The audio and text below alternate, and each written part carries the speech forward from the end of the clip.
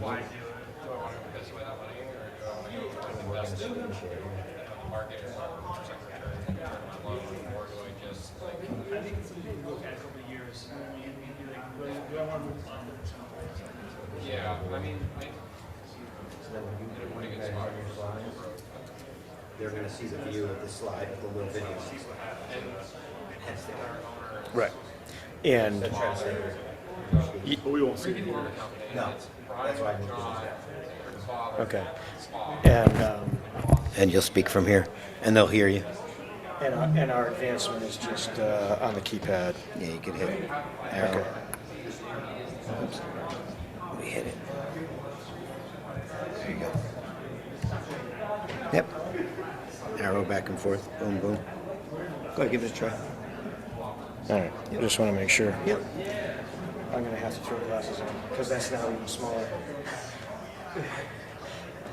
The other thing you can do, hit the space bar. See, space bar will take it forward too. Yeah, that's the bigger concern is the bigger concern is the size of the writing. What, this here? Yep. Yeah. If we do. Here, hold on. Oh, yeah, I can't see that. Saved my life. All right. You don't have any notes, right? No, I don't have any notes. Yes, I wing it left and right. Yeah, so make that tiny. I That's don't really care that's what's as big coming as that next. gets. Yep. That'll help. Yep. Okay. There you go. Good deal. Yeah, I'm same thing. I went into my 50s, and I can't. Since the fourth grade, can't see far away. But now it's adjusting the other way, where it's like both of them. If I have my glasses on to see far away, it's like. The worst is out in the field with your tablet, and I always have I'm very sensitive to sunlight, so I always have my sunglasses on and polarized, right? And so then I'm like, can't see the tablet. You know, and I'm just like, this is ridiculous. Yeah. The joys of getting older. I got into forestry to be away from people, and now I'm out in the woods with like a tablet, 2 cell phones. I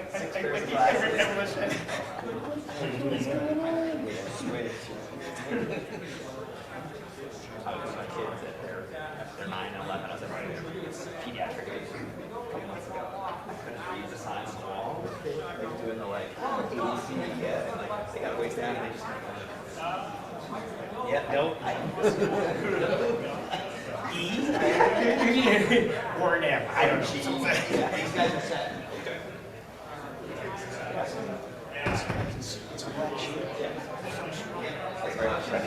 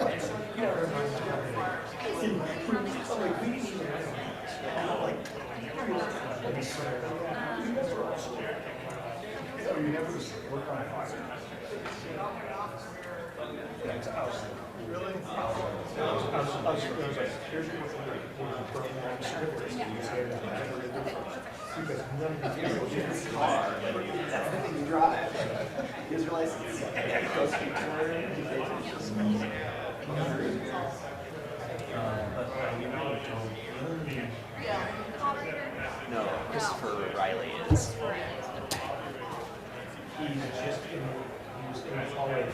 Okay. So, you guys.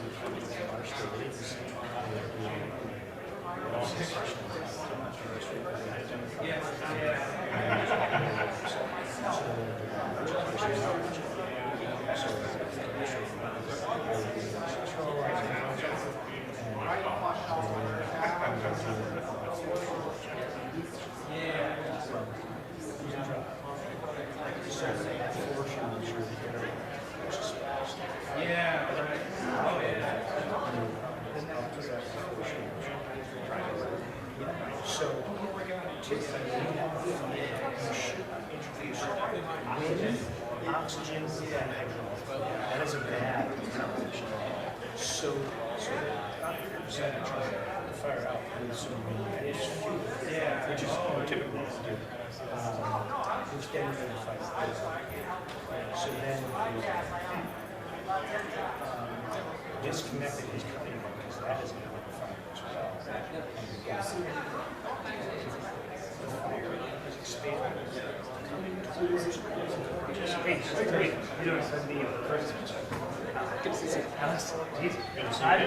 Thanks for getting all the presentations and stuff. And hopefully we'll find it from in there. Load it up. apparently they're all there. We're going to be on Zoom, so we're supposed to stay in front of you. Okay. Its own challenge. Right. So you guys found the folder where they all? I just came in here where they all are.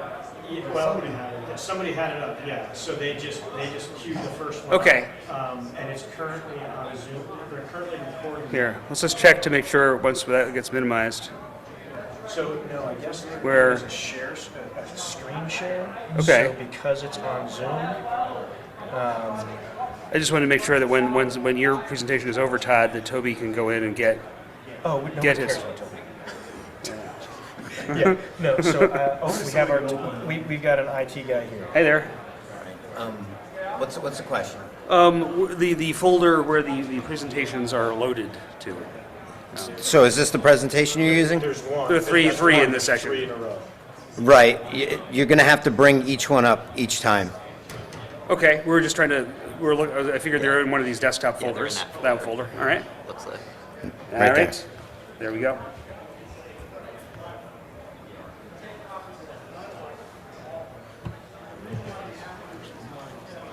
Did you guys change something here? I just minimized it to look for that folder since we weren't sure.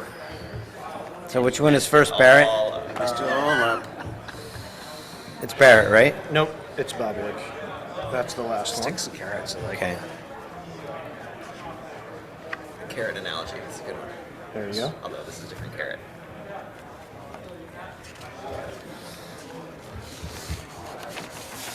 So are you going to be here? No, Brian's supposed to be in here. I need to be in 3.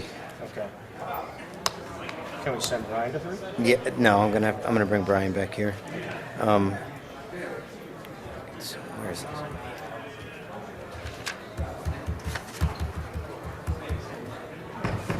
No, that's not what I want.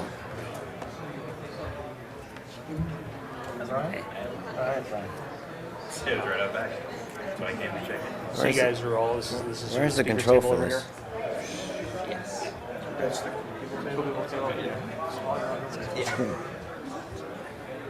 I can stop the screen share. Just fucking it up.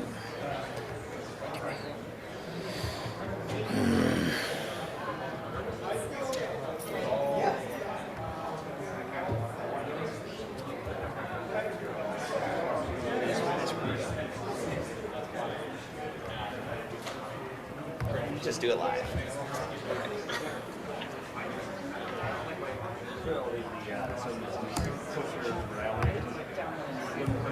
I have it, but then I didn't want to. yeah, well, do you want They get recorded and they go I tried to get it. conversations also on the YouTube channel. It's scary. I just want to know what it's like. But people are like,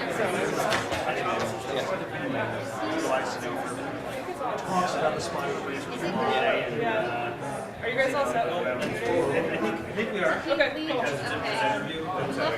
Everything's good. Yeah. It's on fire. I think it's No, good. yeah, that's the biggest he made it. Yeah. Okay, you're just coming to check in. Yes. The right-hand screen is your next sled coming in, so the left-hand screen is the side of the inside.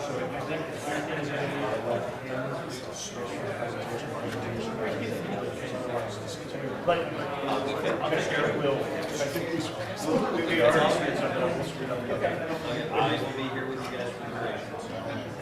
We're trying to keep the whole time did. Just like you do it, count it, 20 minutes or so in. Yeah. Or 20 or 25. Yeah. I think I'm off. I'm not. I'm off at 26. Okay. I'll give you a shot here.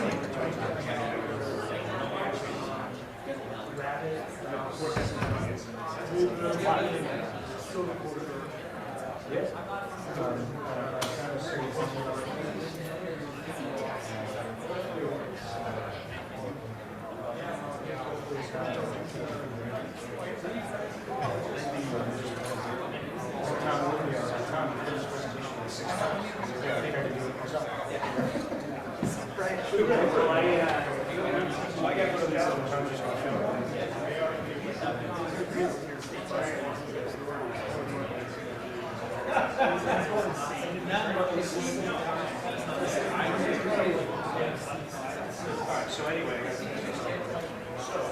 fire's coming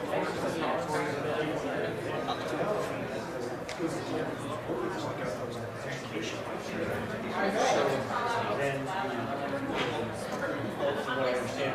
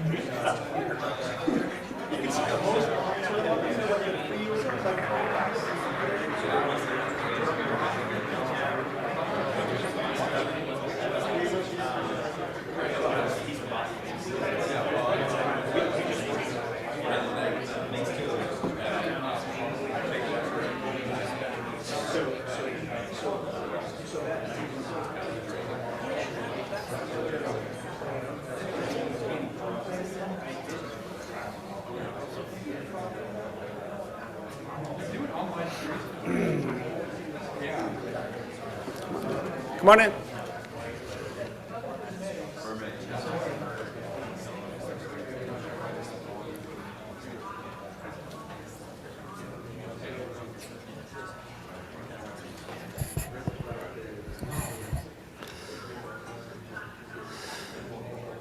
Welcome to the session on working with NRCS on forestry projects in a time of increased resources. My name is Christopher Riley. I'm the moderator. I'm a partner with Rhode Island NRCS, and I think this is a very timely session because NRCS is becoming, more and more of an important, forestry agency in all of New England and around the country, particularly with the pulse of funding they have now. And we're going to hear a succession of 3 presentations, hearing from 2 state biologists and state foresters about working with NRCS from the agency perspective, and then from a consulting organization outside, and how you can be a technical service provider and grow your business, working with clients that way. So we're going to start out with Todd Bobowick, who's the state biologist and state forester with Connecticut NRCS. So he serves as the primary technical expert for the agency in forestry and wildlife resources, and his contributions include the development of NRCS conservation practice implementation requirements, wildlife habitat evaluation guides, review and implementation of forest management plans, and habitat suitability indices. And he also works nationally, where he's significantly contributed to the formulation of various NRCS manuals, technical notes, and practice standards addressing different ecosystems, not just forestry, but also wildlife, fisheries, and aquatic habitats. And he focuses on providing technical guidance to private landowners and NRCS planning staff on implementation of farm bill programs. So, thank you, Todd, to kick us off.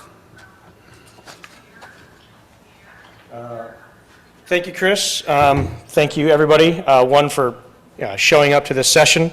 I greatly appreciate that. Certainly, it is the post-lunch food coma session. So we are talking about government programs. So I'm going to be candid with you. It is going to be a little bit dry, but I do need you to try and pay attention because we've certainly, with the resources that we have available through NRCS, there are some unique opportunities, unprecedented opportunities, I should say, to get some good conservation on the ground. And certainly, definitely want to thank you for the opportunity to address you guys today. The honor is all mine. So in classic NRCS style, I've got about 4.5 hours worth of information crammed into less than 30 minutes. So we're going to jump right in and kind of feed you with a fire hose. First, we'll talk about NRCS, who we are, how we operate. Then we'll get into some of that NRCS language, resource concerns, conservation practices, critical things that you do need to know. We'll jump right into the climate smart conservation activities, right? That's kind of the buzzword of the day. Everyone's talking, or buzzword of the day, the month of the year, is everyone's talking climate smart. I want to kind of dive a little bit deeper into those forestry conservation practices, specifically those primary forestry conservation practices. Talk about 2 programs, our funding levels, and then the secret sauce to it all, forest management plans, before I wrap up. And again, we've got kind of 2, so I'm going to be doing more of the introduction, and then Toby Alexander is going to come up and kind of expand on some of this, as well as bring some additional information forward as well. So sort of a little bit of a disclaimer, right? Anytime we're presenting at a regional conference, you have to recognize, again, I've been with the agency for 27 years. I've been in Connecticut with the agency for 27 years, so I have that Connecticut perspective. Tried to scrub that as much as possible. Everything that I say and that Toby says, you kind of have to sort of take with a grain of salt. Why? Well, because it depends, right? It's a little bit different in each state. What's the reason for that? Is it because there's rampant dysfunction in the government? No. Well, maybe. But the main thing is that the reason is because it varies from state to state, right? NRCS is implementing national conservation programs on a locally led basis. So what's right in Connecticut is not necessarily right in Maine or Vermont, and vice versa. So in Connecticut, you've got myself. In Vermont, Toby Alexander. Toby's also been in the agency by, I think, 26 years. His depth and breadth of knowledge is unparalleled in the region. In Maine, the man, the myth, the legend, Gerald Barnes. He's the NRCS state forester up there. He's been with the agency for 13 years, knows his stuff forwards and backwards. In Massachusetts, you've got Mike Barrett, very, very new to the agency. I think he's only been with the agency for a couple months, but certainly not new to the industry and not new to NRCS, former consulting forester and TSP. So really, I think a huge asset to Massachusetts in terms of bridging that gap between NRCS programs and the private sector and getting that conservation on the ground. In New Hampshire, you got Gabe Roxby, also relatively new to the agency, I think August of 23, already showing his superstar qualities. NRCS State Forester there, really going to be helpful for the state of New Hampshire. And finally, down in Rhode Island, Melissa Hayden, who is an absolutely fantastic human being, extremely knowledgeable, knows her information forwards and backwards, and she's the forestry point of contact and state biologist in Rhode Island. So certainly, as you're working from state to state, and I know some foresters or some TSPs are kind of going cross boundaries, and that can be somewhat frustrating, but certainly make sure that what we say today, you kind of check base with your individual state foresters as well. All right, so NRCS is a technical services delivery agency. Actually, quick show of hands, who in the room has never worked with NRCS? Everyone's worked with NRCS. No new victims. All right, or partners. I'm sorry, I'm supposed to use the word partners. So USDA is NRCS's primary private lands conservation agency. We provide technical and financial assistance to private agricultural landowners and forest landowners through our Farm Bill programs. The foundation of that assistance is addressing resource concerns on the land through our conservation practices, right? As a result of the Inflation Reduction Act, there's certainly a strong emphasis on climate smart activities. And, participation, well, actually, if you guys have all worked with it, as you know, participation with NRCS is completely volunteer. We're non-regulatory. So let's get into those resource concerns, conservation practices, and climate smart activities. Let's dive into those definitions a little bit more. Resource concerns, again, that's the foundation of NRCS assistance. We've got resource concerns for cropland, for pasture land, for farmstead, for forest land. What are those resource concerns? On forest land anyway, aquatic habitat for fish and other organisms, concentrated erosion, right, straightforward, whether that's gully or stream bank, degraded plant conditions. Some of these resource concerns have subcomponents, right, whether it's plant productivity and health, degraded stand, excessive dead or dying, loss of tree vigor, lack of regeneration. Could be plant pest pressure, whether that's hemlock woolly delgid, emerald ash borer, spongy moth, or as the example that we have here, a stand inundated with barberry, multiflora rose, and winged euonymus. Wildfire hazard from biomass accumulation, not as big of an issue out here on the east as it is on the west coast, but certainly still definitely an issue. And then terrestrial habitat for wildlife and other invertebrates. So again, the focus of NRCS assistance is looking at ecological forestry. We're looking at addressing those resource concerns. What's not a resource concern? Got a divorce, need some money, need to cut some trees. That's a bummer. That's a legit concern, but that's not an NRCS resource concern, right? We're looking for a forest trail across the river. We want to do a vista cut on the highest part of the ground, so we can see across the valley. That's great. Sounds like a great land management objective. Let me know when it's done. I'd love to come see the views. Again, that's not a resource concern. Similarly, hey, we've got some monster oak on this property. The landowner's willing to cut, and the market is good. Again, that is asset management.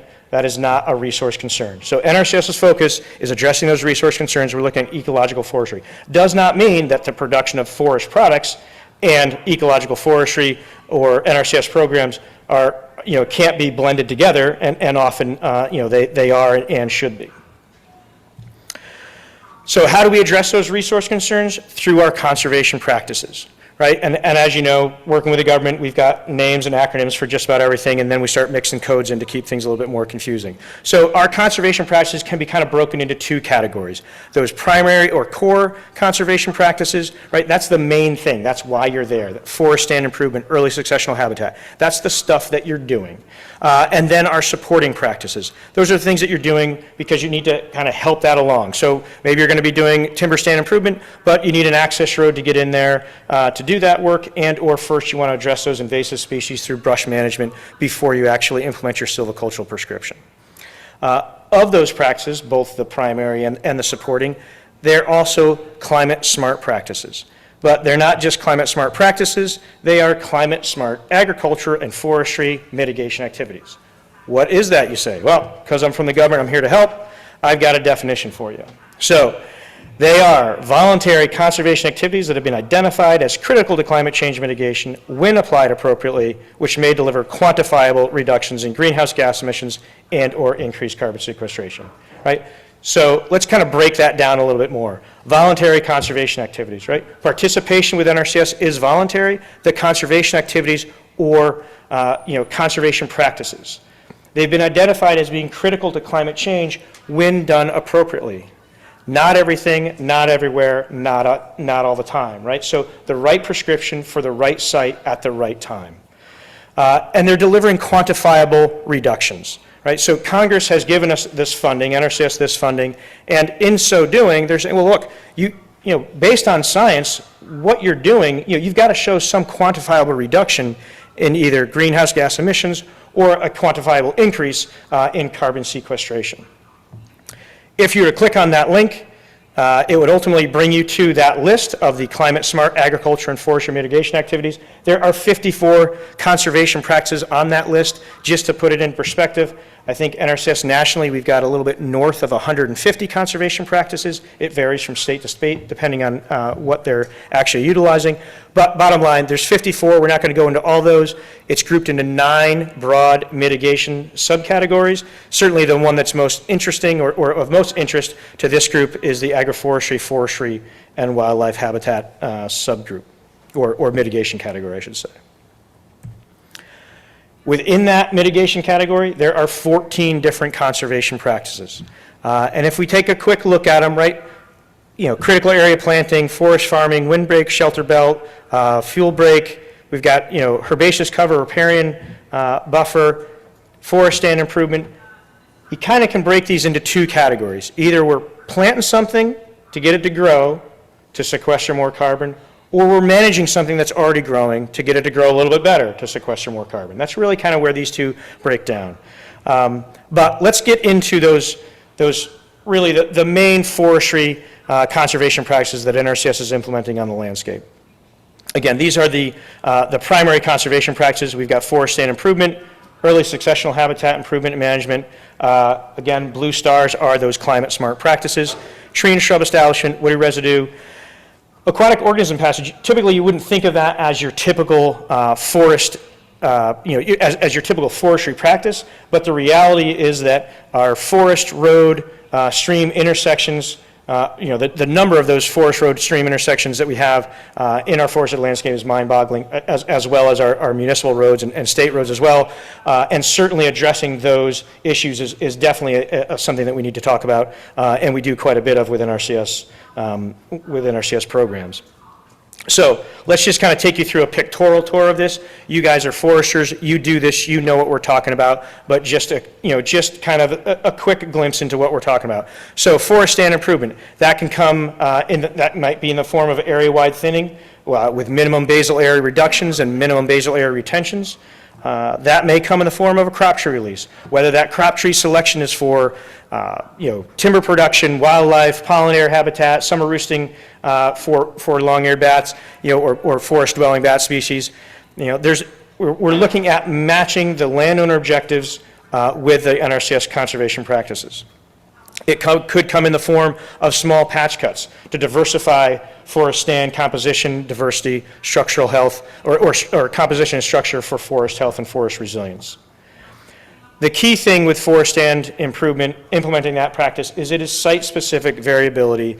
Again, not everything, not everywhere, not all the time. You're looking at the correct prescription for the correct site at the correct time, varying from site to site, whether you're retaining wood on site to add to that dead wood carbon pool, or perhaps you're utilizing forest products based on landowner objectives, based on your wildlife objectives, based on the site conditions, based on your carbon storage, carbon sequestration objectives, and your forest health objectives. Early successional habitat, although not identified at this point in time as climate smart, still extremely important, not only from a wildlife standpoint, but also from a forest health standpoint in terms of creating much larger variable openings to get some regeneration going. And not just creating, but also maintaining. So perhaps your landowner has some existing early successional habitat, whether that is a grassland, an old field, or a shrubland, and they're looking to maintain it in that early successional state, or perhaps looking to feather the edge and expand upon that early successional habitat a little bit. All of those are viable under NRCS programs. tree and shrub establishment, right? That's pretty straightforward, whether that is a underplanting within a forest or riparian buffer, or doing some planting in an existing pasture system to create a silvopasture, system. Woody residue treatment, again, not as commonly used out here on the east, more so on the west. And one of those weird practices where it could be either primary or supporting, depending on how it's used. But the key thing in terms of that primary practice is really what we're looking at is dealing with wood in stands that have had a catastrophic mortality, whether it was spongy moth outbreak or wind event or some sort of natural disturbance. Now you're looking with a lot of dead wood. Is there a way, how are we going to deal with that? If we can get it out fast enough, we can utilize it into durable wood products. If we're not getting it out fast enough, perhaps that's going to go into something, a non-durable wood product or pulpwood or firewood or something along those lines. Again, aquatic organism passage, not what you would think of as your primary forest activity, but certainly not only reconnecting that stream from an aquatic organism standpoint, but also you're reconnecting that hydrology, reconnecting that sediment transport, critical in terms of resilience to that ecosystem, resilience to that stream system, also builds resilience to our actual infrastructure, right, to our forest road infrastructure as well. But certainly a critical thing with our climate change, changing hydroperiods, changing storm events, so on and so forth, that we're dealing with in New England. Supporting practices, right? NRCS has a whole host of supporting practices. I'm just going to kind of, again, quickly go through some of these in a pictorial tour just to kind of refresh your memory here. Brush management, again, multi-year treatments. That can be chemical, that can be mechanical, that can be biological, or a combination of those. Also, herbaceous weed control, essentially the same thing as that woody invasives control, but we're looking at dealing with herbaceous vegetation instead. Access roads. Maybe you need a way to get in first, a short gravel access road to the first suitable log landing.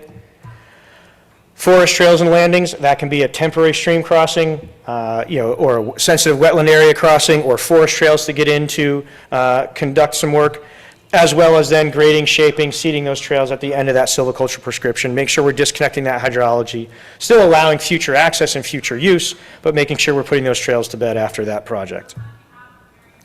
Structures for wildlife, right? So whether that's a nest box, whether it's a wood duck's box or creating snags or brush piles, these are all practices that can be done through NRCS programs. These are things that you guys have been doing in the past, or maybe you've wanted to do a little bit more of, but it wasn't economically viable to do so. With NRCS programs, we can make it economically viable to get some of this conservation on the ground. So, okay. These are the things that we do. These are the practices that NRCS is doing. These are the resource concerns we're addressing. How do we do that? We do that through our programs. The Environmental Quality Incentives Program, EQIP, and the Conservation Stewardship Program. Those are the two biggest programs. Those are the two key programs that I want to talk about today. There are two other ones that actually Toby's going to touch on a little bit. Agricultural Conservation Easement Program. We're actually putting easements on forest land, as well as the Regional Conservation Partnership Program. You'll hear those as well, but just wanted to kind of touch on that real quickly. So EQIP, Environmental Quality Incentives Program, we're providing assistance to address existing resource concerns on the land, right? We're doing that through financial and technical assistance through the implementation of our conservation practices. We do that with incentive payments. Those incentive payments are not intended to cover the full cost. We often have people saying, well, it costs more than what you guys are paying. Yes, we know it's not intended to cover the full cost. They are based on fixed regional averages. Now, there are some differences from state to state because there's a state multiplier that goes into that, but the bottom line is they're fixed regional costs. So if in the region NRCS has determined it costs $1,000 an acre to do X, we're going to reimburse the landowner $750 an acre to do X. If it costs them $1,000 an acre, they're going to get that $750 reimbursement. If it costs them $750 an acre to do X, they're going to get the $750 an acre to do X. If it costs them $2,000 an acre to do X, they're going to get $750 an acre to do X, right? It is a fixed payment based on the regional average. Again, trying to approximate that 75% cost. Contracts with EQIP can range from 1 to 10 years. It's ideal for properties that need significant improvements. Next program is a conservation stewardship program. Both have been around for a while, but certainly some rule changes within the conservation stewardship program that are making it more and more advantageous for landowners. With CSP, different from EQIP, what we're looking to do is provide technical and financial assistance to enhance existing conservation practices that have already been installed on the land. Don't necessarily have to have been installed with NRCS, but these conservation practices were already installed. To meet eligibility, you've got to address at least 2 resource concerns just to meet eligibility. You can also add some new additional practices to that, but the financial assistance compared to EQIP, the financial assistance with CSP is based on an annual base payment plus the enhancements that you're doing that year, plus any new practices that you're doing that year. That annual base payment is a function of how many conservation practices you've already installed, how many resource concerns you've addressed, coming into a factor with the acreage, it goes into this magic box, it spits out a number. That annual base payment is now at a minimum of $4,000 a year for landowners, okay? Building on that, again, so there's a number of factors that build out of that, but building onto that, the enhancement payments and the new practice implementation payments. All contracts are 5 years. EQIP was 1 to 10, CSP, all contracts are 5 years. Ideal for properties that are in pretty good shape. Kind of the unofficial the unofficial NRCS way to kind of look at it is if you're out on the property and you're like, whoa, this place needs a lot of work, think EQIP. If you're out on the property and you're like, hey, things are pretty good, maybe we could use a little bit of tweak, a little enhancement, think CSP. Typically, most landowners tend to start or complete EQIP before they move on to CSP. That just tends to be the most logical progression. Okay, those are the 2 programs. I keep talking about assistance, NRCS assistance. Now, here's the key thing. What kind of assistance are we talking about? So, look to your left, look to your right. If the person sitting next to you is sleeping, punch him in the ribs. This is where you need to wake up and pay attention. And before anyone from Maine gets upset, Maine has plenty of funding as well. I just was unable to secure the data from Maine before the presentation, and nothing happens to Rhode Island in 2026. They also have funding. I simply wasn't able to get the funding information from them prior to the presentation. But let's take a look at the numbers. Just to give you some example, for Connecticut, typically we're looking at our financial assistance dollars being in the range of $10 to $11 million per year. That's what it's been historically. In 2024, we've got just north of 17. It's ramping to 29 in 2025, up to 32 in 2026. These are not just for forestry, these are all of our conservation programs. If we were to add Maine in there, look, next year, 2025, we're talking north of $100 million being available to assist agricultural landowners, private forest landowners to get conservation on the ground. Any way you slice that pie, that is a significant amount of funding, an unprecedented amount of funding that's available to forest landowners and to foresters to assist them to get that conservation on the ground. There is a catch, though. There's a sunset to this. All of this money has to be spent, obligated, done by September 2031. So what is the secret sauce to unlatching or unleashing all of this funding? Forest management plans. We need forest management plans. Why? You have to have a forest management plan to be eligible for EQIP. It doesn't have to be an NRCS forest management plan, but it needs to meet the specific, it does certainly need to meet state requirements, and each state has slightly different requirements based on their state laws. But you need a forest management plan for EQIP. For CSP, you technically do not need a forest management plan to apply. However, more than 70% of the things that you're going to do on forest land with CSP, you need an FMP. So the bottom line is get an FMP, right? That's really what the bottom line is. 2 paths for landowners to get a forest management plan. One, they can apply to NRCS to have an FMP developed by a technical service provider. Show of hands, how many technical service providers do we have in the room? Okay, just a few. Handful, by raising their hands, are also acknowledging that being a technical service provider is the greatest thing since sliced bread. It's the key to fame, fortune, endless happiness and no frustration whatsoever. So certainly want to think about becoming a TSP. Toby's going to talk about that more. If you're applying to NRCS for a forest management plan, it would be through EQIP. You have 1 year to complete that plan, get it developed, certified, and into NRCS, and then you'd come back in to implement that. or they can go independently hire any appropriately state licensed forester and have them develop an FMP. You do not have to be a TSP to bring a forest management plan into NRCS. You do not have to be a TSP to bring a landowner into NRCS. We certainly would like more TSPs, we definitely need more TSPs, but the key thing is we need those forest management plans. All right, so before I turn it over to Toby, real quick, we talked about NRCS, right, being that technical services delivery agency, our resource concerns and conservation practices, that's how we address things. Those climate smart conservation activities, that long list, important to familiarize yourself with that list because NRCS is just one source, we're just one tool, right? There's a lot of different funding programs out there, a lot of different organizations.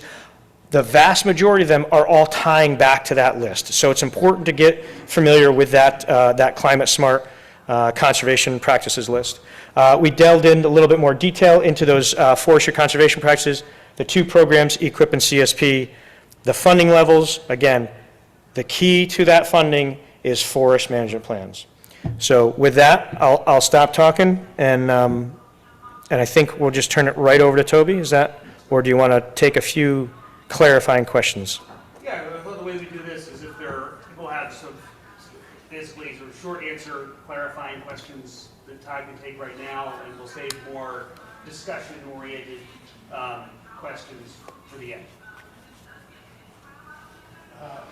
This actually may be better for Toby, or you'd like to still answer, but I was curious on the last one, the forest management plans.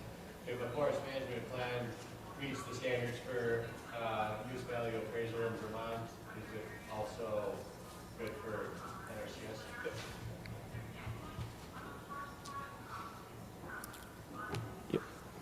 So something like practice for invasive species control, obviously that's not a permanent outcome for that. So is the landowner able to reapply for a similar practice after a certain period of time? So brush management, interestingly enough, so all of our conservation practices also have a practice lifespan. Brush management has a 10-year lifespan. So what we're allowed to do is plan for that 3 times within that 10-year window on the same land use. So we can have 3 different treatments, but that's it. Then we get into that operation and maintenance phase, and that's really on the shoulders of the landowner. So the objective of the NRCS funding is to do that heavy lift to kind of get them into position, and then that O&M portion is on the landowner. So, and I'm going to have you cut me off. One more now. Okay. So, all the way back.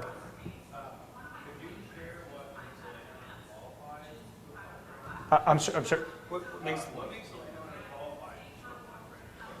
Okay, good, excellent question. So there's 2 types of eligibility. There's land eligibility and landowner eligibility. So land eligibility on forest land is essentially, is it forested, right? You know, is it forested and do you have resource concerns from an EQIP standpoint? On the landowner eligibility, they have to have control of that land. They have to meet the, and you know, they basically really control of land and meeting the adjusted gross income, which is $900,000 a year. If they're below that $900,000 a year threshold, and again, NRCS programs, this is for what's referred to as non-industrial private forest land, right? So not industrial forest land, this is non-industrial private forest land. State, municipal, federal lands are not eligible for either of these programs. Thanks, guys.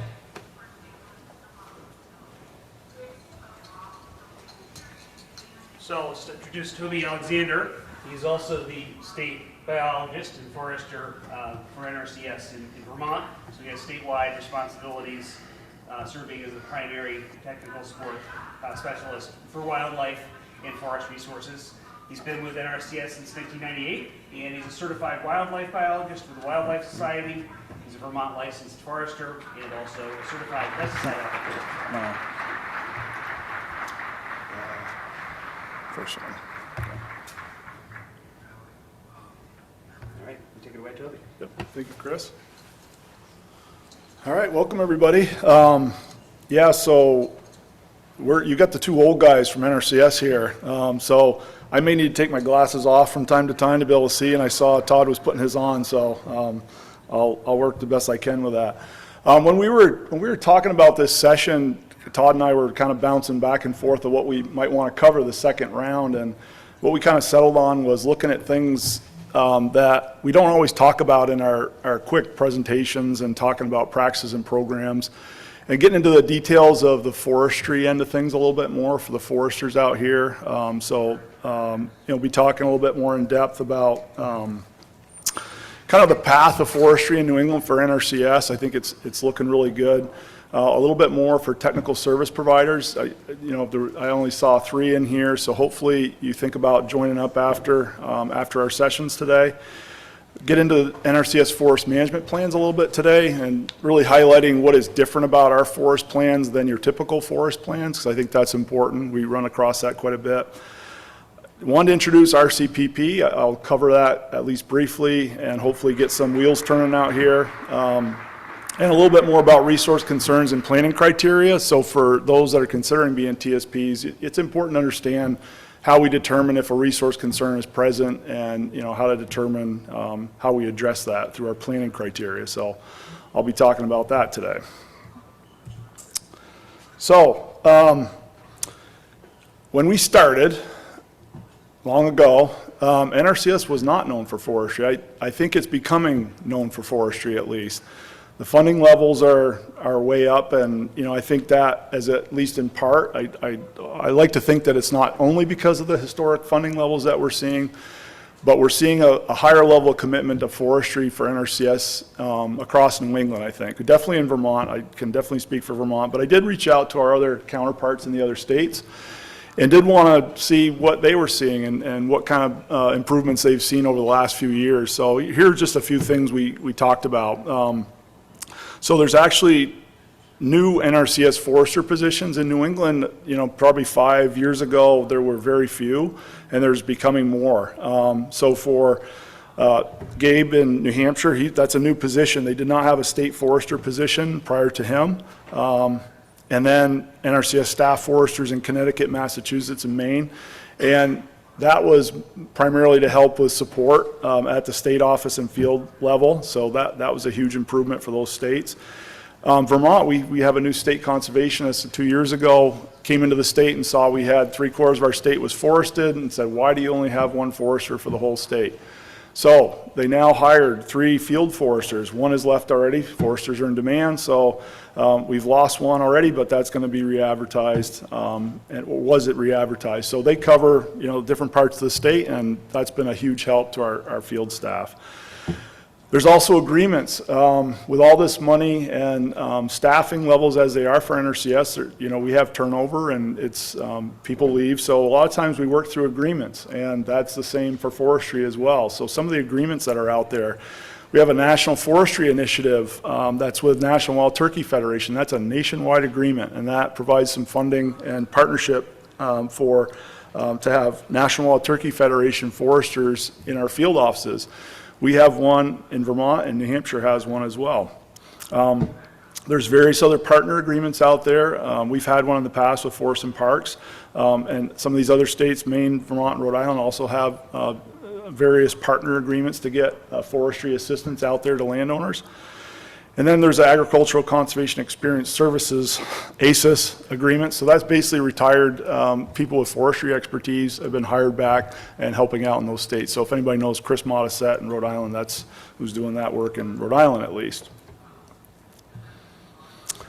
So yes, as Todd mentioned, funding levels are way up, doubling of funds in most of the states. And that's where we have a real opportunity for some of those practices like forest stand improvement, I think is a huge one. I think we can all plant trees and shrubs, but I think, based on our land cover out there, that forest stand improvement is really where we're going to see the biggest bang for our buck as far as sequestering carbon. So I'm really highlighting that with our folks. I did hear from some of the other state foresters. They were saying that they're seeing, even with the increase in IRA, they're seeing greater allocation for forestry and EQIP in their states, so that's a good thing. Growth of CSP, that's a big one. Probably 5 years ago, we had very, very little CSP in the state, and we were tasked with increasing that. And it started out a little sleepy for forestry on the forest landowner side of things, I would say. But now it's a big player, and I think there's a lot of funding out there for landowners. We've got a lot of great stewards out there, thanks to a lot of consulting foresters working with them. And it's a great program. Those stewardship payments, basically for doing what you're already doing, we document that on the ground, doing what we're already doing. And then adding a little bit of conservation through enhancements or practices, and then you're eligible for that $4,000 per year for 5 years, so $20,000. So that's something to definitely be thinking about. And we have that continued robust funding for NRCS forest management plans, as Todd mentioned as well. So I did want to mention the land conservation part, at least briefly. Todd mentioned this as well. The IRA funding is within our easement programs as well.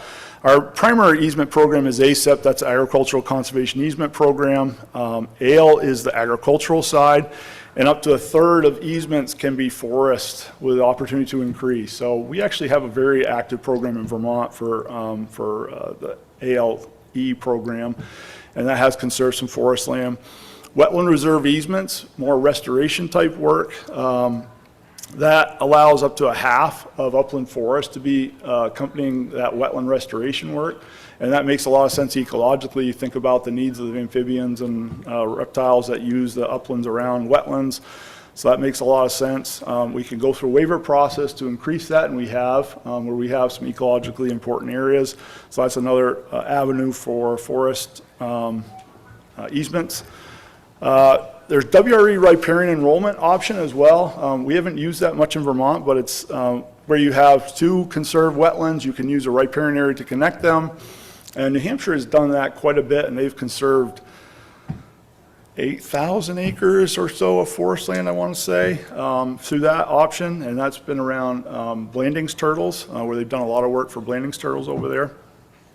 And then RCPP easements for forest land. Healthy Forest Reserve, I'll just mention briefly. That was a pilot program that was done across the nation, and just a handful of states were piloting that. And it was for threatened and endangered species conservation, and most of it was on forest land. We had longleaf pine and we had lynx up in Maine. And there was an option here through RCPP in 2018 or so, and New England states took advantage of that. And each state has a handful of these Healthy Forest Reserve Program easements that were targeted toward threatened endangered species, and it's been a good success. And we hope that program gets reauthorized for regular farm bill, and we'll see what happens with that. Okay, technical service providers.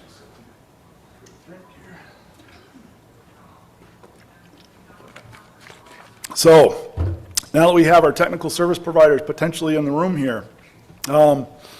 So for folks that don't know exactly what they are, they're basically private foresters who have the qualifications and been through the registration and training requirements of NRCS, provide assistance to NRCS customers. So those people that sign up for a forest management plan would work with these TSPs.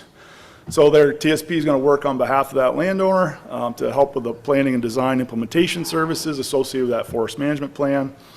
And the landowners can look up the TSPs or can be provide a list of TSPs. And so I'll show you in a sec the NRCS registry for TSPs, where you can look that up online. TSPs develop the forest management plans to NRCS standards for private landowners, of course. And landowners receive a payment for that FMP when it's completed. And again, as Todd said, it's not intended to cover the whole cost, but in some places it definitely is, I would say. And this little graphic here hopefully shows, we seem to have a lot of foresters, a lot of TSP foresters, at least in Maine, New Hampshire, Vermont, but there is a lot of overlap. There's shared positions. So somebody that's working in New Hampshire may also be working in Vermont. They're the same people. So we've got a lot of potential for more TSP foresters, and hopefully, especially in southern New England, looks like there's great option for more TSPs there. So here's just a quick screenshot of the website for NRCS registry. You can look up based on the practice. So if we're looking at the CPA 106, the forest management plan, we can look at what TSPs are available for our area. You can look at their qualifications. You can do their contact information.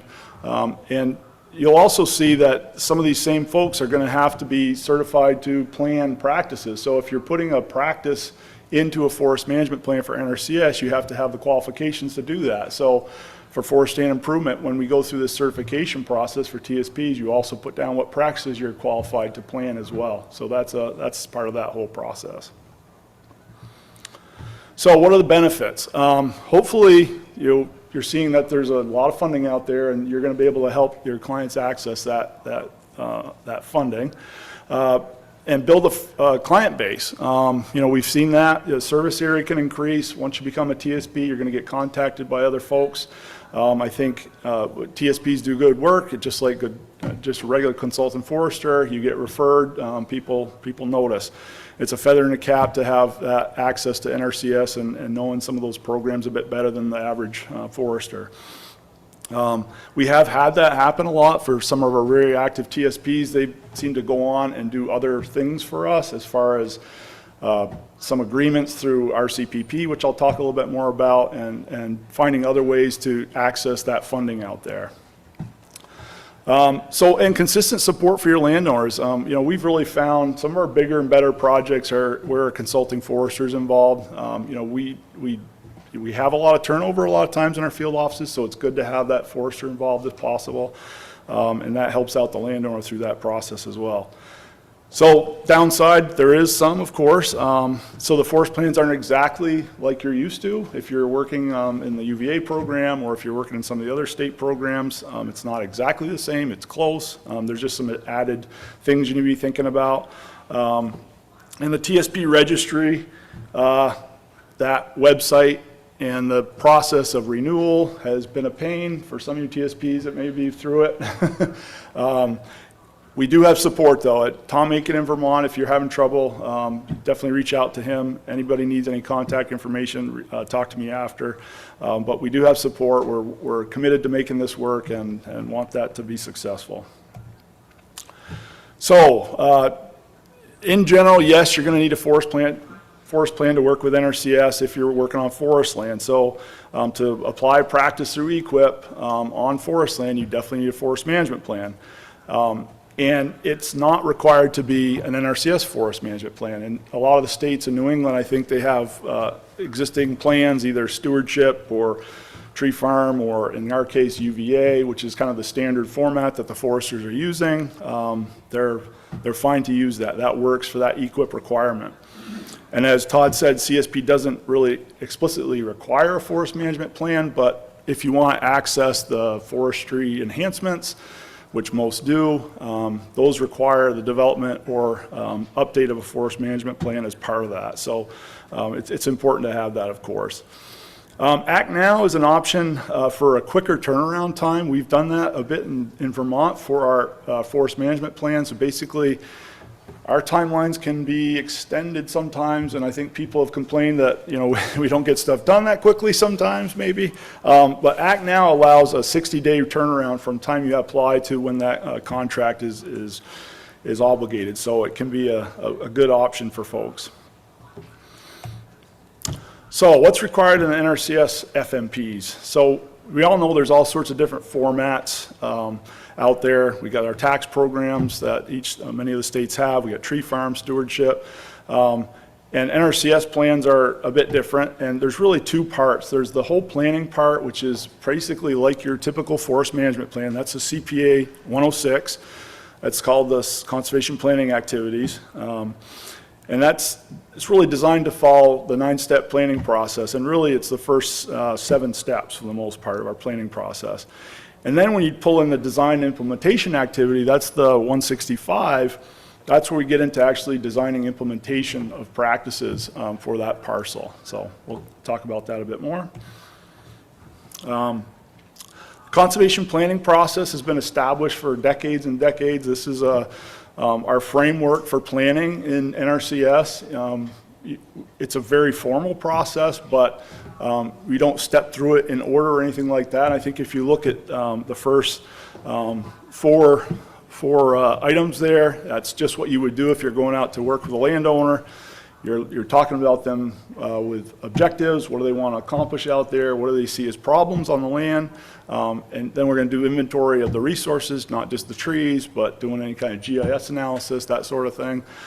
So it's really a lot like the forest management planning process as well.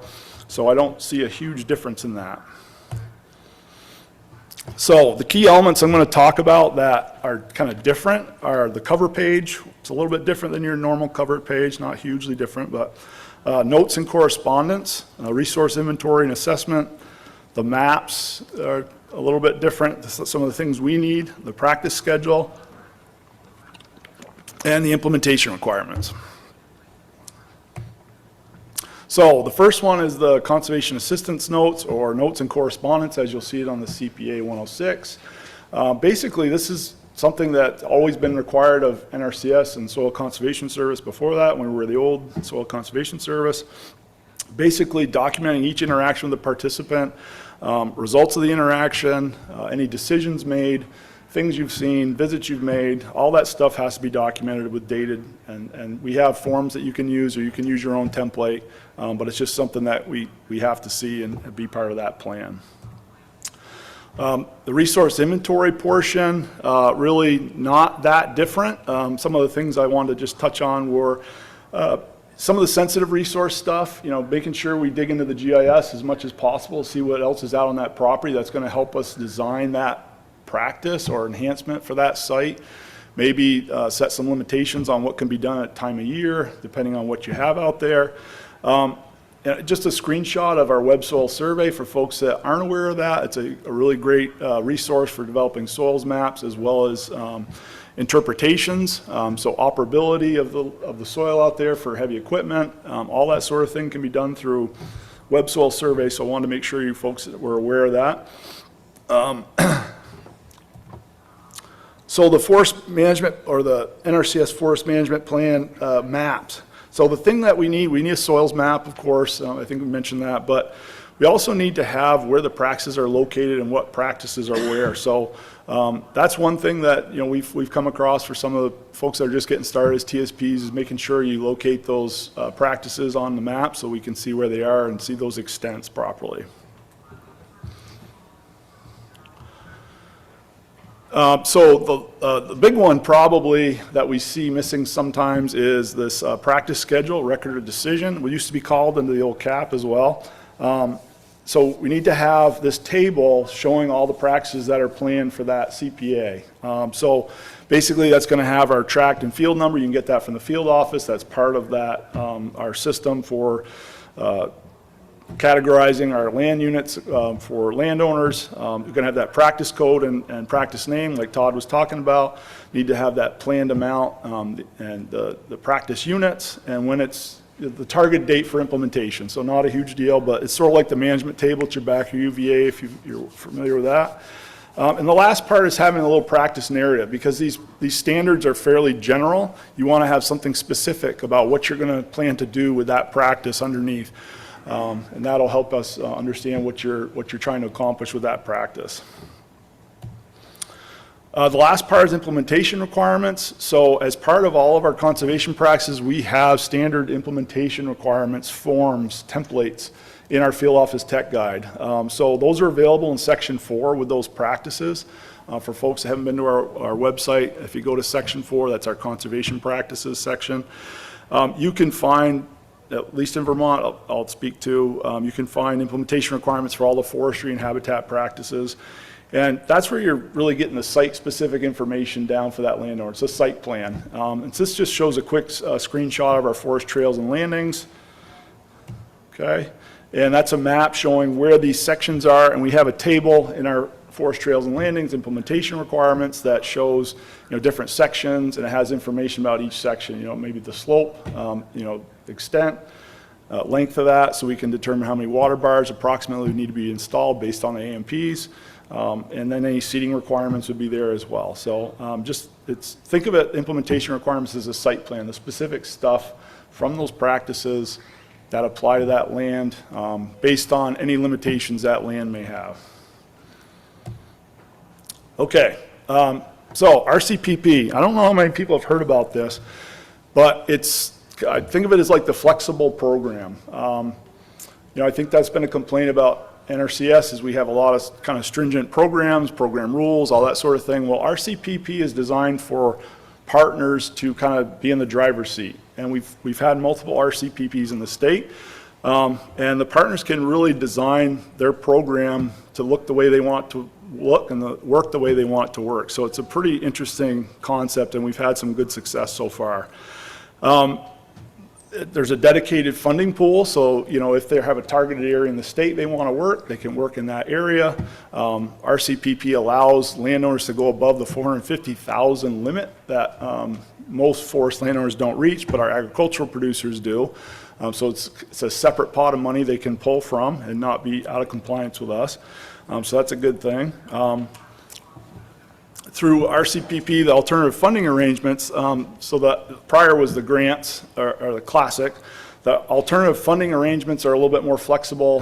Basically, it's working towards new conservation structures approaches that wouldn't be available through our normal EQIP type programs. And, you know, an example is we've got one going where they're looking at phosphorus removal and ecosystem service payments, so something we wouldn't normally do. So it's really quite flexible. And the funding levels are extreme. You know, in 2023, it was more than $1 billion nationally, and that's going up this year and the year after with IRA funding as well. Just a quick example, DEC RCPP. This is one of the classic examples for water quality. Their intent was to increase forestry BMPs. On the forestry side, they did both agriculture and forestry. They also did wetland restoration and conservation easements. I don't believe they've done any wetland restoration yet, but they have had easements starting and the practices. And again, they negotiated that they could have a higher payment rate. So they're able to pay up to 100% of practices that are being installed for forestry through this RCPP. So that's a huge difference between our normal programs. And the easements have higher ratios of forest land allowed or all forest land allowed. So those are much more flexible as well. And the TA assistance, a lot of times our technical assistance through agreements is a little bit rigid and, you know, has a lot of rules, and this one has a lot more flexibility. The enhancement TA can be used for outreach and education and things that typically wouldn't be covered under our usual TA, so that's a good thing too. Other RCPP projects, just wanted to highlight a few here. Running out of time, okay. Cold Hollow, the woodlots, some folks in Vermont have probably heard of that, in the Cold Hollow Mountains. This peer-to-peer woodlands management network that was really identified initially, I think, as being an important area in the Northern Green Mountain linkage for animal movement corridors through the state. And they developed an RCPP up there where they had their own funding pool. They worked with those landowners to identify what was needed across their landscape. These neighbors, you know, some may be working on more habitat while others were working on forestry, and they kind of complemented each other. And that dedicated funding pool really helped that project out. Another one I just heard about through Melissa in Rhode Island was the Forest Health Works, which is an easement program designed through RCPP. And that has really been, they're starting out, but they're looking to conserve wildlife habitat and prevent more fragmentation. And it's going to be based on all sorts of important information from Nature Conservancy, State Wildlife Action Plan, all sorts of other GIS layers. Todd talked about resource concerns. I just wanted to talk a little bit more about, you know, how you really get into the details of those a bit more. I think hopefully the group understands it's an environmental problem we're going to address. And this will help you if you want to dig in deeper about how we determine a resource concerns, and you can see our full list as well. So it's a resource concern. It does not meet the minimum acceptable conditions established from the planning criteria. We'll talk a little bit more about that. But if you don't address it, you're going to, you know, reduce your sustainability of that resource. It's going to cause further problems. So, for example, your invasive plants, if you don't address, right, it's going to get worse, and that's a problem for your forest land. The planning criteria. This is our national list of resource concerns and planning criteria. It's available on our website, Section 3 of our Field Office Tech Guide. You're welcome to look at this, but this will help you kind of step through how we look at some of our resource concerns and identify them, as well as determine how we had to address those in our planning framework. So the planning criteria, they're either qualitative or quantitative. Some are quite simple, some are more involved. But basically, it's that minimum level of treatment required to address that resource concern. That's what the planning criteria represents. And There's specific tools that can be used. You'll find those in Section 4, at least in Vermont. It should be somewhat standardized, but Section 4 in Vermont, you can find our planning tools to help address these concerns. So just a quick example, classic gully erosion. This is just a screenshot from that list. Gullies are present, basically, and our objective is to stabilize. Tools are client input or planar observation, right? And the planning criteria is site and stable and without signs of gully. That's pretty straightforward, right? So that's one of the easier ones. And they get a little more complex, some a little more than others. So plant productivity and health, I think Todd mentioned that one as well. So in this case, we've got a forest stand. This is a picture of after treatment, but if you have a stand that's overstocked, we look at that as we go out, and we can refer to the forest plan. Has there been a forest inventory as part of the plan? Yes. And we can look up stocking guides and determine that it's above the preferred stocking, and the client wants to increase productivity for that area. So that's a resource concern that we can address. Planning criteria, works to be plants adapted to the site, density within the stocking guidelines. So after we plan to thin that, we're going to be meeting planning criteria. So that's how you step through that one. Last one, terrestrial habitat for wildlife. Again, this one requires that you're either a specialist, so we have agreements with some staff, or some of our staff are biologists like myself, and we also have agreements with some other agencies that have biologists. So if they make recommendations for certain habitat improvements, that works. But also we can use a wildlife habitat evaluation guide. And that basically is a sheet that helps you quantify habitat quality. And so in this case, if you look at the first picture, this was the site before, and you would have very few stems per acre. It would be you'd have basically no young forest, right? So your young forest WEG would be very low. And we planned it so that we remove that overstory, and you get that great response. And then we were able to get to a higher level with our WEG for that example. So take a look at that planning criteria if you're interested in digging into that a bit more for TSPs, and I'll take any questions. Sorry, I think I went over a little bit. You have time for a couple of quick questions? Yep. You mentioned EQIP tends to be addressing issues, and typically the new landowners coming into the program and then CSP follows. Can they be employed together? Or would you choose, if there's a particular landowner, would you refer them to start with one and then move to the other? They would have to do one or the other, basically. Yeah, and it really makes sense if they, just because of CSP also, for practices, like think about brush management, invasive plant control, it doesn't pay much for practices. It really disincentivizes you from actually trying to go through practices for CSP because it pays like 10% of what the practice costs through EQIP. It pays a much lower rate, but it pays a very good rate for, I didn't mention this, but forest stand improvement has like 13 enhancements. It's one of the greatest number of enhancements through CSP is through forest stand improvement. And those pay, some are not great, but others are like $400, $500, $600 an acre. So they're very good payments. But if you're doing heavy duty, like invasive control, that sort of thing, it makes sense to go through EQIP first. Yep.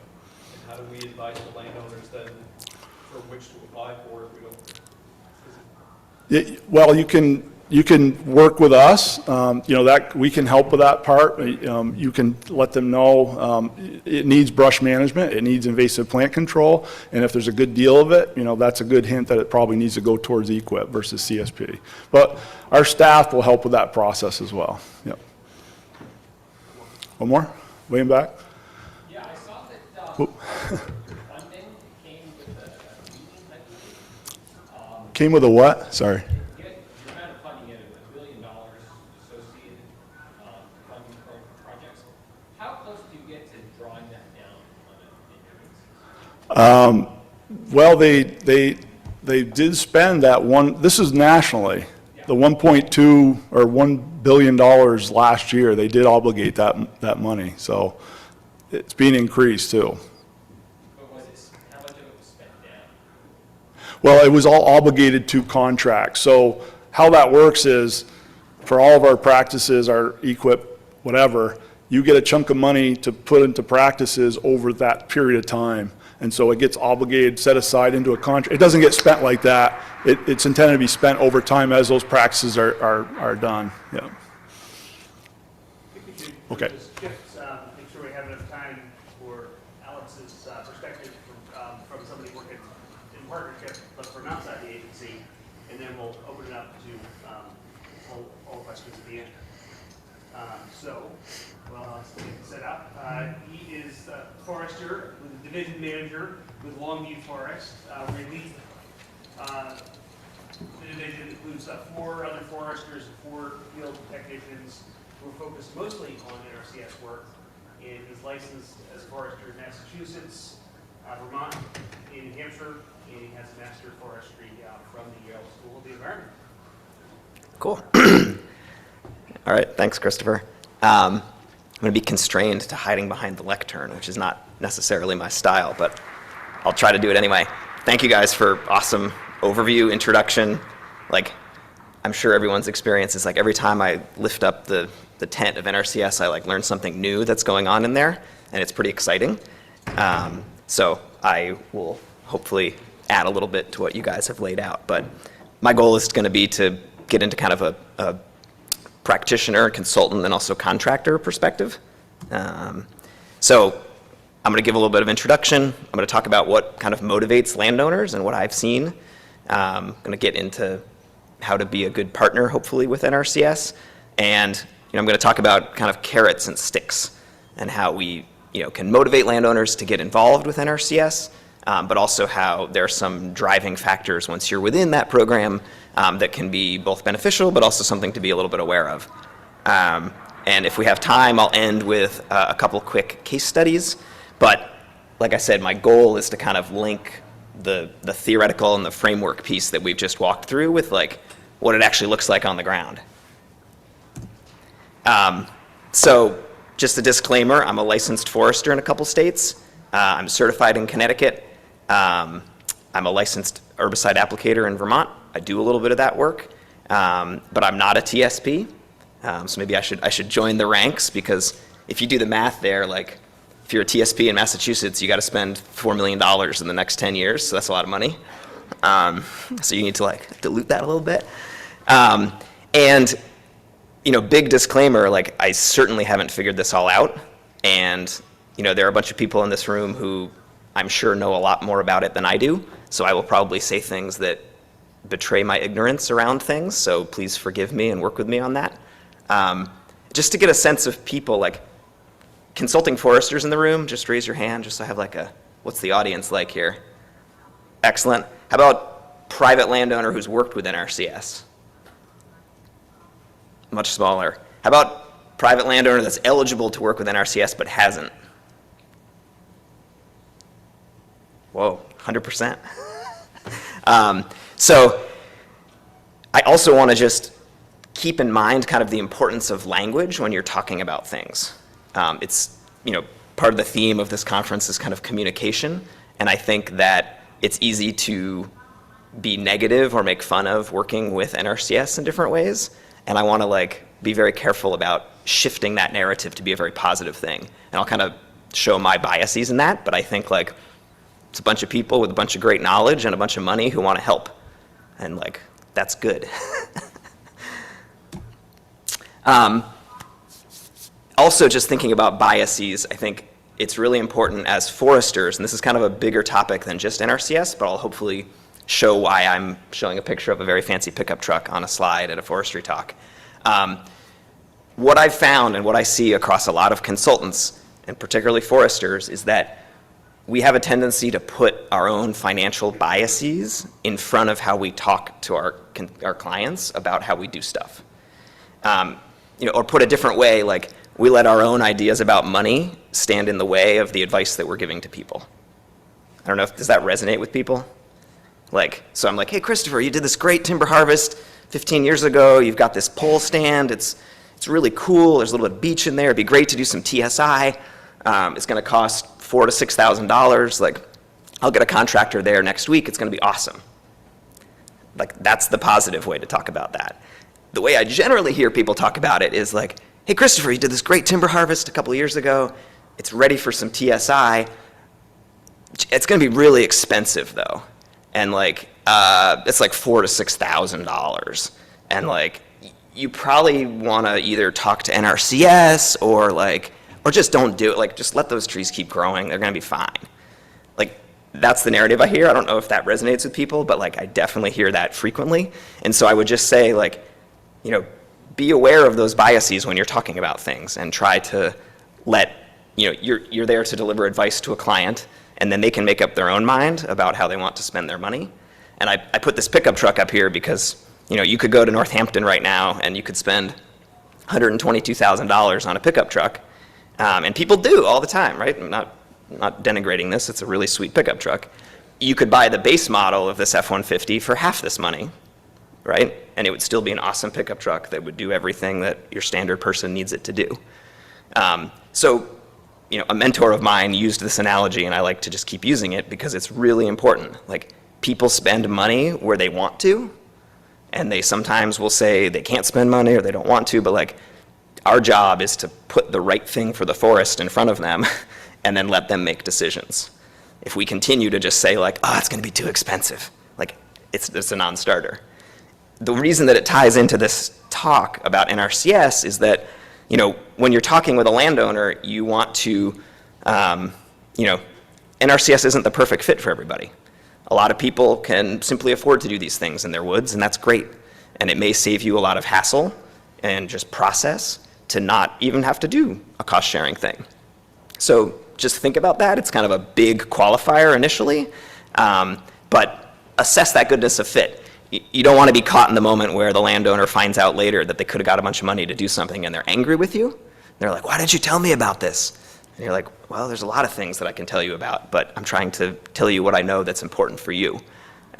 So it's a delicate thing to balance. And, you know, in that same vein, just be aware of the pushy landowner who, you know, gets a hold of the idea that NRCS has money and they're excited to work with them, and then they start pushing into practices that maybe aren't appropriate for them, or just because like it's a human tendency to chase a deal. And a lot of us, you know, those people out there that are really into that, they like, you know, they're going to be very pushy on those things.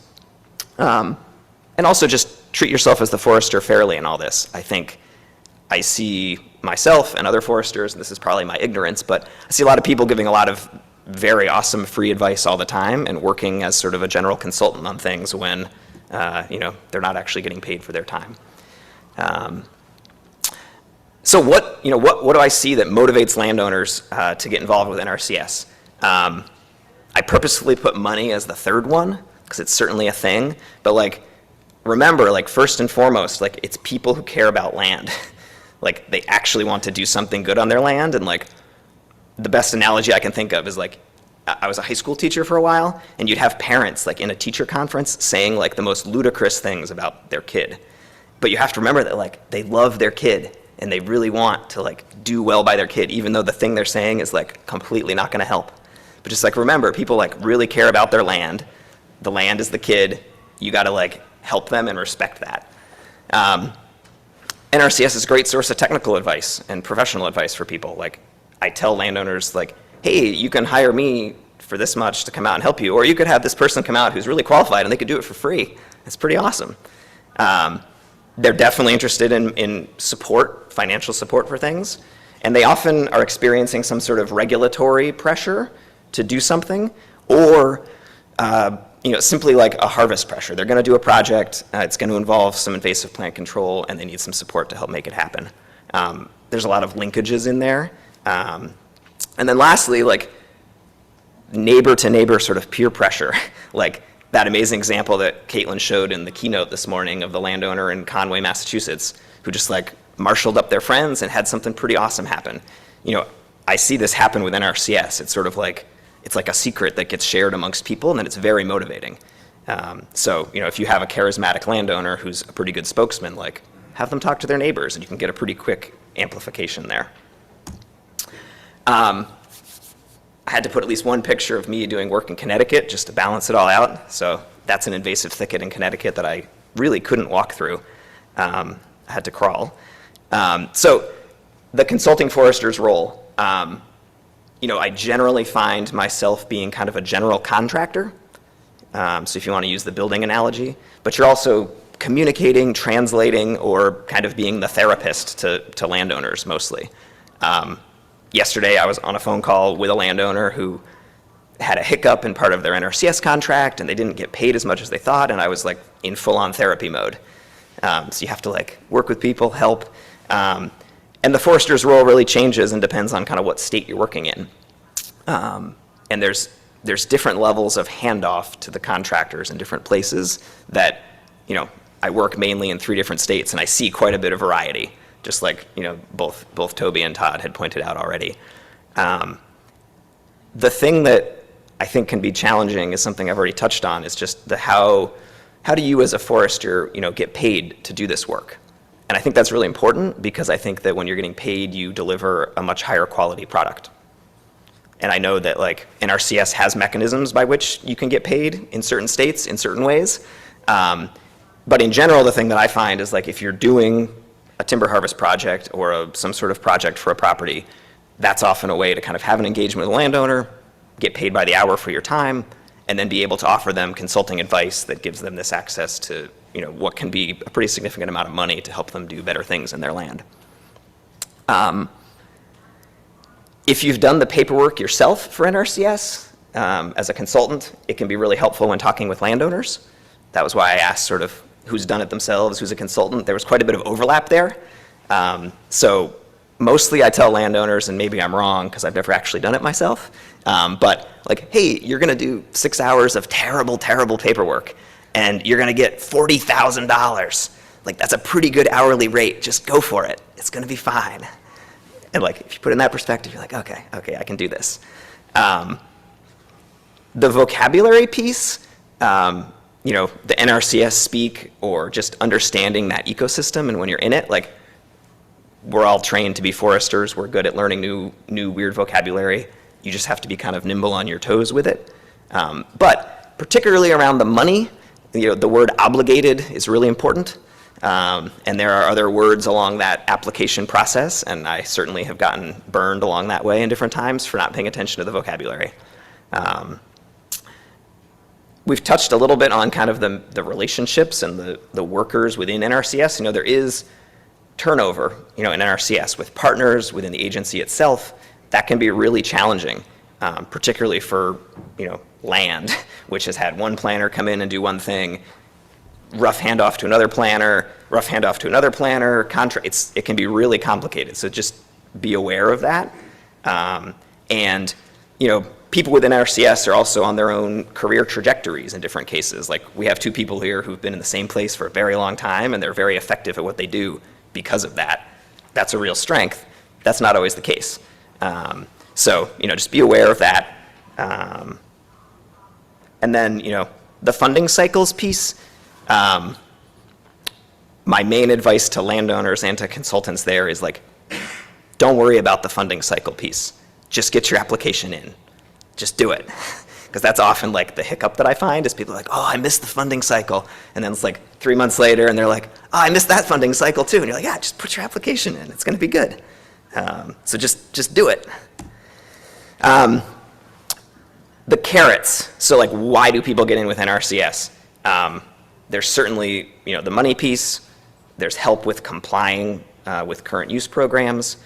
You know, for the appropriate landowner, when they need this support, it is the ability to make long-term investments in land, which is really awesome. You know, things like forest stand improvement, timber stand improvement, or access. NRCS can be a real carrot to like actually make that thing happen, where they've been sort of thinking about it, talking about it for a while, and then, you know, you can ride the wave of that motivation that NRCS can provide to really get it done. You can also often use NRCS as a carrot to help them try new things that they might not otherwise do. Just something as simple as like releasing some apple trees deep in their woods, or doing, you know, making a few extra snags in a timber harvest or something like that. Something that a lot of times land, it's just not really on their radar, but it can be kind of the introductory spark to get them to do something. You know, the other carrot, I've already said this, but it's kind of the access piece to just like some extra expertise.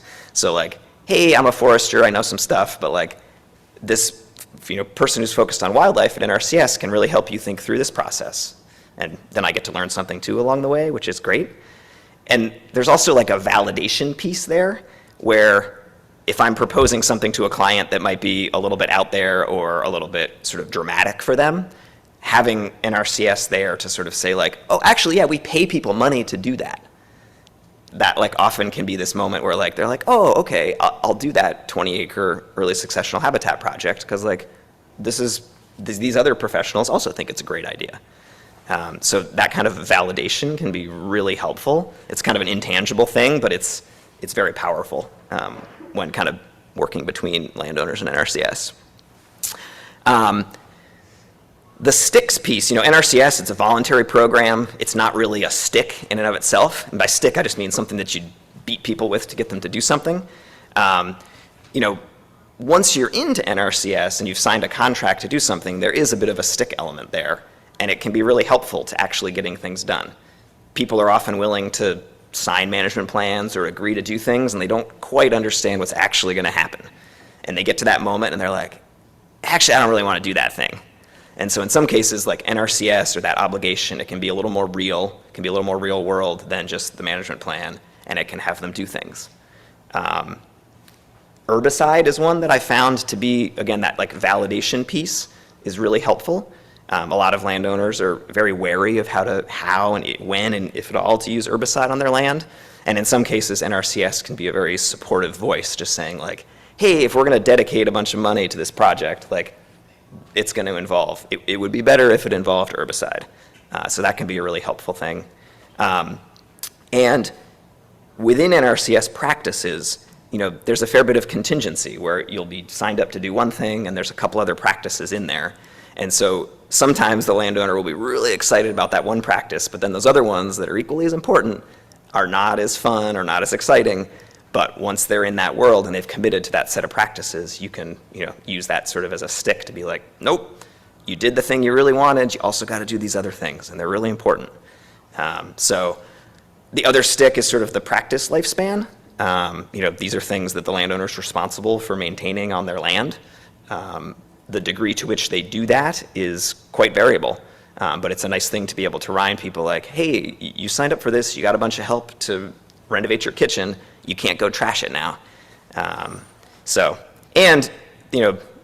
NRCS really reinforces for a lot of people kind of their obligation to the land. Remember I said like they're all nice parents, they really want to take care of their land, but it can also kind of reinforce that obligation. I think I've touched on most of these, but I'm going to hit the bottom four. Those are things so staffing and partnerships, beware of kind of the time that you spend with relationships and how you sort of build those, and just understand that they can change. Sometimes I find working between NRCS and landowners that the methods of planning that NRCS uses are more challenging than what a method that I might use, or they're redundant in some way. And sometimes you can offer a suggestion and it will change that process, and it's wonderful because there was no legal requirement for it to happen this way, it was just a practice. A classic example of this would be like laying out a timber stand improvement project, or just something that's pretty basic that NRCS sometimes wants to be more involved with than they actually need to be.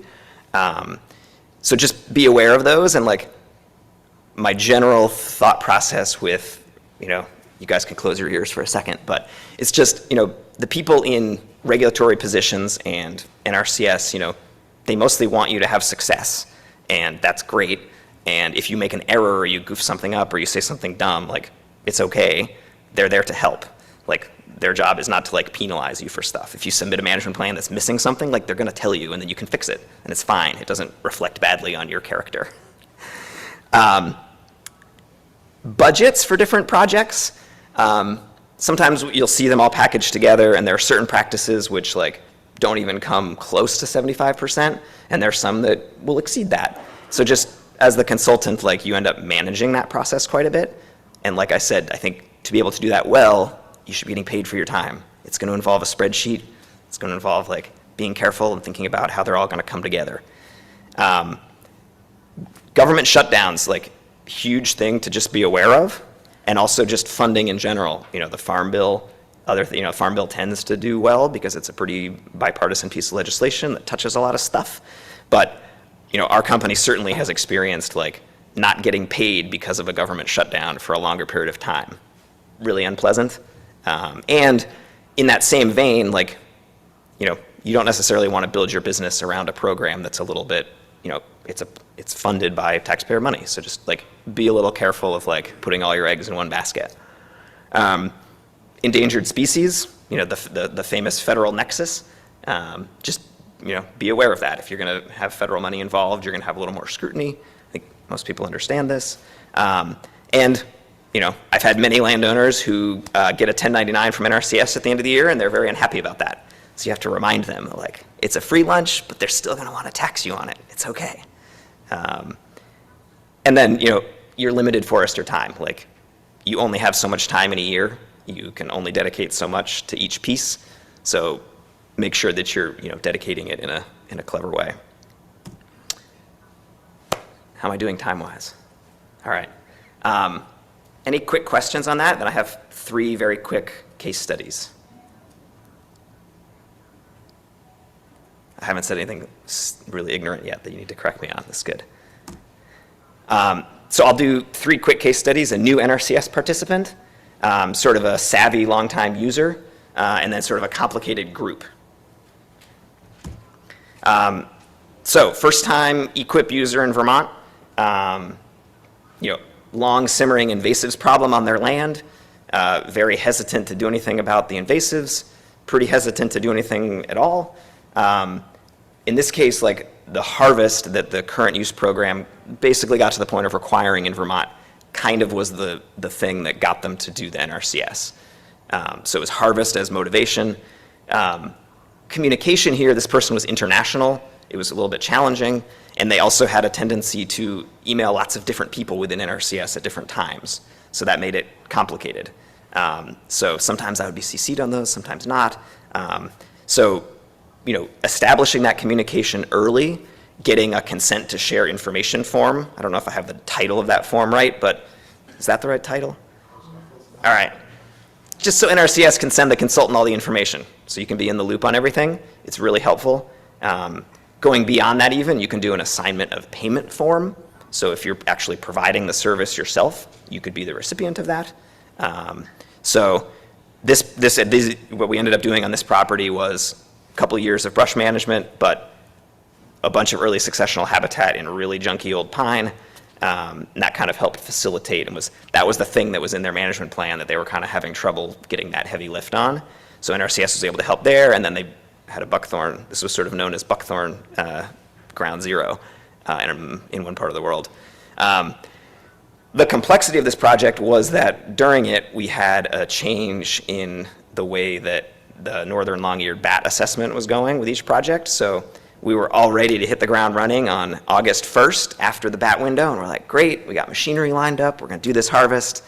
And then I was walking out to lay it out, and I was like, I walked by this gorgeous red maple that had all this shaggy bark on it, and I was like, oh, that's a great bat show, the bats. And like, they just changed that. So like, literally like, full pause, reconfigure. So we had to change the whole thing to then do it as a winter project, which was less ideal, but just be aware of all that stuff. You kind of set something up, you forget about it, and then you're like, oh geez, can't forget that. You guys gave a great overview of kind of the transition from EQIP into CSP. So this is a client in New Hampshire who is what I would sort of call like the experienced user, where they're just running with it, they're appropriate, they got it figured out. They have really, you know, expanded flexibility being in the CSP program. And, you know, there's not really much of my time needed at this point. Like, they're doing their thing, it's awesome, they have a great relationship with NRCS. You know, for a forester, depending how much of a control freak you are, that can be disconcerting. You know, you get a landowner and like you've sort of taught them how to fish and now they're off and it's great. And then periodically they call you back in to do stuff. But, you know, just be aware there's less forestry time needed, but you also have sort of ceded some of that control, which is good. It's their land, they're in charge. But just kind of be aware of that. They've done all kinds of things, invasives, they've fixed roads, we have a soil conservation plan for part of their property, they're developing pollinator meadow in what's kind of an unproductive hayfield. So this is sort of like firing on all cylinders, really savvy person who's getting a ton of resources on a per acre basis, which is great. And then last case study, a group ownership in New Hampshire. You know, it's complex with groups. This is a 20-member LLC. There's a lot of paperwork. And there were also, you know, each person within there has to do their adjusted gross income form, all these different pieces. The application is a little harder to do with all those people, and the decision-making process more challenging. I have seen it work. We have one particular client I'm thinking of that has done a ton of stuff, and it's a group. This one ended up actually failing. They didn't get funded, didn't happen. It was motivated by a timber harvest, so we were able to kind of help do the invasives that they needed with some of their timber harvest revenue, but it was kind of not, it didn't work. The main lesson here was like, don't rush, right? Like, you have to be like 2-year patient for everything, and that's fine. Like, most things are not going to get ruined in 2 years, but you have to be 2 years patient. So like, you know, right now, I'm looking through my forestry updates that are due in 2 years and reminding people to like think about applying for some NRCS funding to help cover that. But like, that's a long-term thing to be thinking about. There were also some NRCS hiccups here where we'd started building a landing that we wanted to get funding before it was actually obligated, so that was another piece of the problem. And probably partially why the failure happened. But again, that's because we were rushing. So patience, be calm, it'll be good. So just to wrap up, what I wanted to do was to kind of give a practical grounding of the framework and the theoretical things that Toby and Todd talked through, and kind of give a contractor and consultant perspective. Hopefully I did that. My take-homes here, you know, NRCS can't be everything all the time, so really assess that goodness of fit. You know, you, the forester, have a bunch of roles to play here. Don't let your bias get in the way when you're talking about money out of the gate. That's really, I think, the most important thing I can deliver to this group, is like, if we as a profession could simply start talking about this awesome practice, this is how much it costs, this is why you should do it, straight face the whole time, amazing things will happen on the land. People are willing to say yes to a lot of things, like crazy pickup trucks, if you can just deliver the right advice. NRCS can be a carrot, NRCS can be a stick. There's constant change and constant learning here. And generally, like, NRCS is great. You need to be able to kind of immerse yourself in that world, deal with getting buffeted around by changes and different things, but like, the bottom end of the, you know, the end of the day, it's a really awesome program. And with that, I'll take questions. Thanks, Alex. Yeah.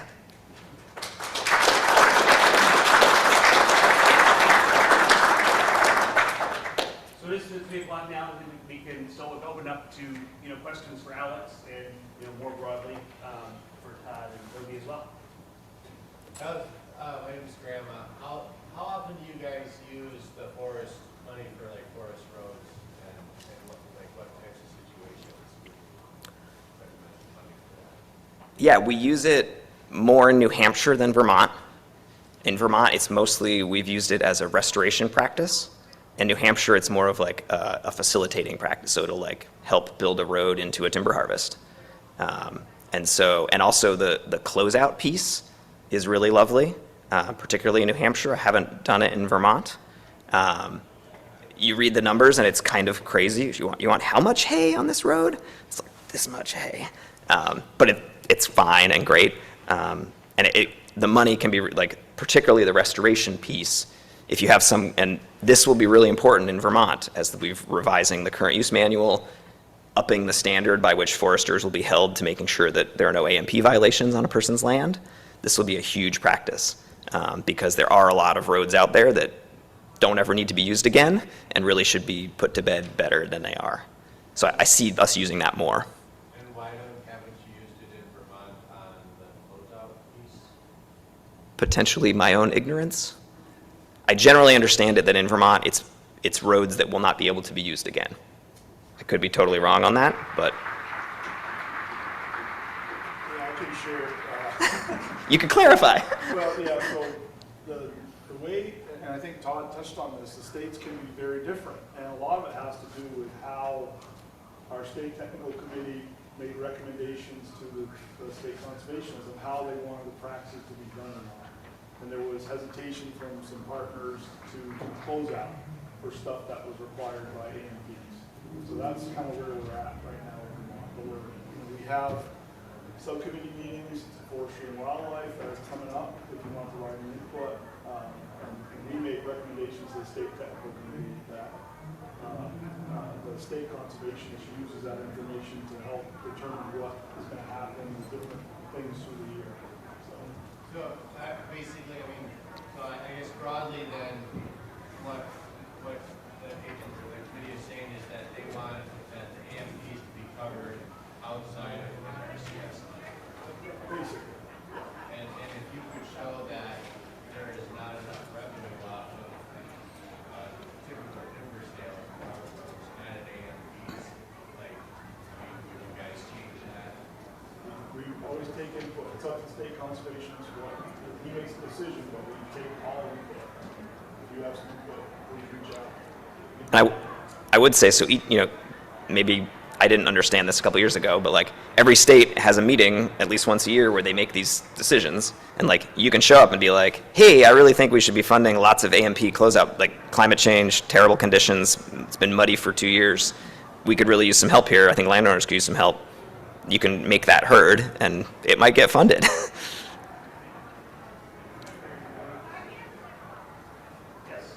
have a question, not specifically for Alex, but for everyone about the process. Just if you could speak a little bit more to the process for the alternative funding arrangement grants with the RCP. Are those initiated by are they priorities from the state level that come down? Are they conservation partners who have an idea and start building a coalition or something? Those are, they come from the partners typically. There's kind of some broad resource concerns that you need to kind of address. But there will be a notice of funding that comes out for RCPP where you can look at some of that stuff. The key thing with RCPP is that, again, it goes back to the partner. The partner has to have some funding along with it, right? So the partner is actually, we put out a notice of request, proposals. The partner is actually coming forward saying, we're going to do X, Y, and Z. We need this funding from NRCS, and this is the funding that we're putting towards this effort, or whatever, whatever that proposal is going to be. If the partner doesn't have any funding, then it's not going to work. I think one way to look at it is it's usually using partners as an extension of NRCS programs in which you guys are working to implement those programs and practices on the ground. Right? And then they check them out.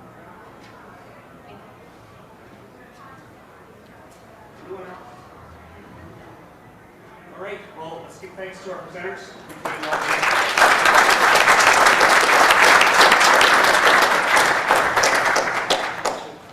Thanks, guys. It was nice. It was good. Having me.